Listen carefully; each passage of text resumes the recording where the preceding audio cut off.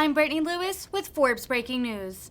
Senator Cindy Hyde-Smith called the impact of high gas prices devastating during a Senate Committee on Energy and Natural Resources hearing Thursday.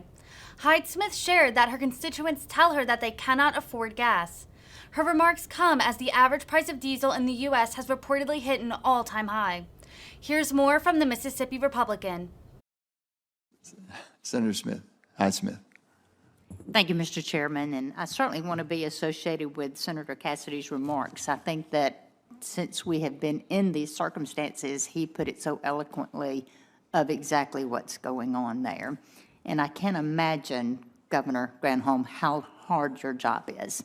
When I go to Mississippi, whether it's in the grocery store or at church, I can't take 2 steps without just being covered with, can you please explain to me why this administration shut down the Keystone pipeline? Can you please explain to me why immediately our gas prices are to the point where we cannot afford them? And it's really hit everybody in the country, and it's hit everybody in Mississippi, including the industry of our ag products when they have to fill up those big trucks to take products to harvest, and they have to buy 150 gallons at a time.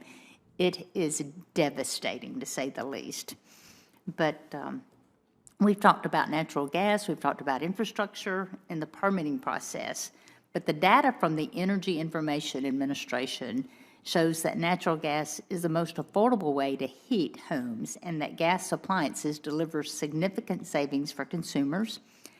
Plus, the EPA states residential natural gas use accounts for less than 5% of the U.S. emissions. So why does the proposed funding for clean energy infrastructure programs, such as the $150 million for tribal homes and colleges to transition to renewable energy, it does not even allow for natural gas? Can you answer that?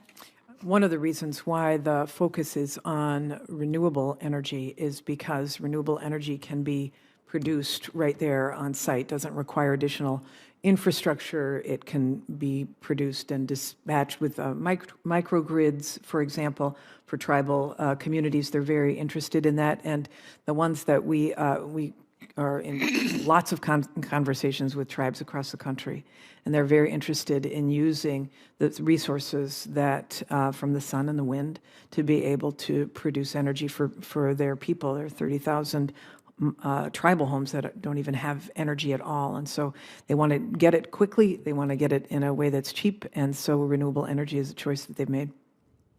And so natural gas is completely eliminated and not even allowed? In terms of the focus that we are bringing on it, we are focused on renewable sources and renewable technologies, because natural gas technology is well along. And, of course, there's always the methane issue with respect to natural gas, though natural gas, many of the natural gas producers are very enthused about making sure that they button down their pipelines, that there aren't methane releases. But methane, of course, is an extremely potent greenhouse gas emission, and we would want to partner with the natural gas producers to make sure that they will eliminate those methane emissions.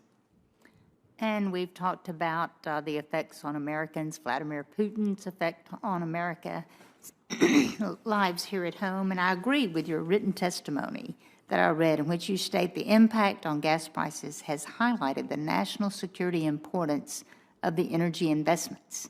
And I can also appreciate the need for clean energy, but it will take years or decades to move away from using oil and gas. And so American families and businesses, they're hurting right now. What investments is your department making into U.S. energy security that will help the situation we're facing right now, not 10 or 20 years down the road? I think we have to do both. We have to focus on the now, which is why we're calling for increased production of oil and gas. It's why we've released from the Strategic Petroleum Reserve, which is the big tool that we have. It's why I've been, the Department of Energy has been agreeing to the permits for liquefied natural gas as well. It's why the administration has been so quickly permitting. The question is, what can we do both on the immediate as well as with our eye on the long term? And that's why investments in both the technology and the deployment of renewable have to happen also. So American-made energy can make us energy independent and can increase our security. And I think that this focus on it has to be fossil or it has to be renewable. We can clean up the fossil side, and we can invest in renewable, and that's the mission of the Department of Energy. And I guess because it is such an aggressive mission, that's the reason, during that time period, we literally have businesses that are closing because they just simply cannot afford the energy cost associated with the businesses and transactions that they're obligated to. And, I just think that it's a pretty aggressive mission and maybe not enough time given to these businesses and these companies to adjust and for 10 to 20 years down the road of the infrastructure that would be there. The goal is to get to net zero by 2050. So we do have a transition period. And in the meantime, like right now, the administration is helping with, for example, low-income home energy assistance, $100 billion for that, making sure that we're making sure we're also releasing funds for the weatherization program to help everyday citizens reduce their costs and weatherize their homes. So the administration is very focused on both the now and trying to relieve the pain that they can, increase supply, but also invest in the future. My time is up. Thank you, Mr. Chairman. Thank you, Senator Hyde-Smith.